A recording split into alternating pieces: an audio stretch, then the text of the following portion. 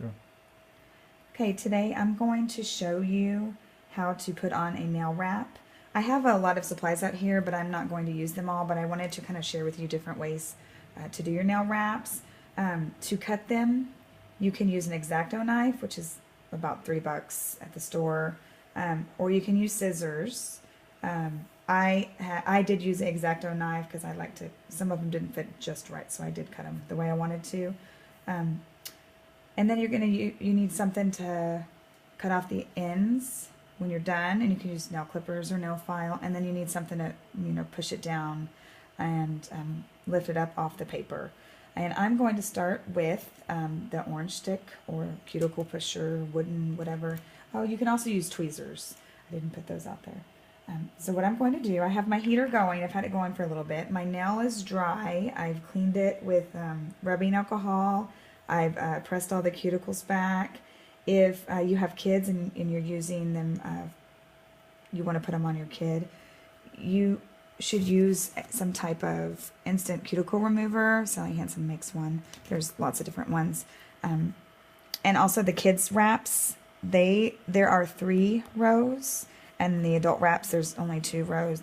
The kids have a lot on theirs. Or you can cut these up and they can fit your kid, which is what I've done. So what I'm going to do is find one that matches my finger. You want it to be a little bit smaller, not a little bit bigger. Because if it's a little bit bigger, it'll end up getting on your skin, and then water and things will get up under it and it'll start to lift up. I've already found one that fits really well. I used this half for this nail already, and I want to use this half for this nail. So each one of these is 2 nails or more when you get good.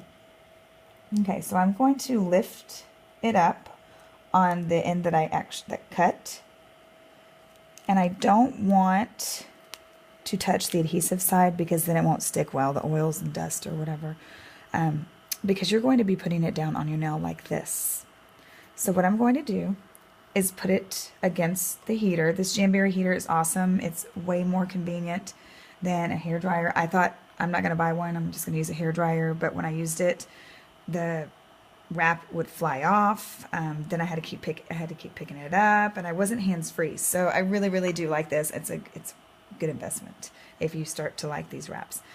So put it up against the heat source for a few seconds, and I do adhesive side first. It really doesn't matter, but I like to do the adhesive side. So watch it start to curl, and when it starts to curl, that means it's ready to go on your nail.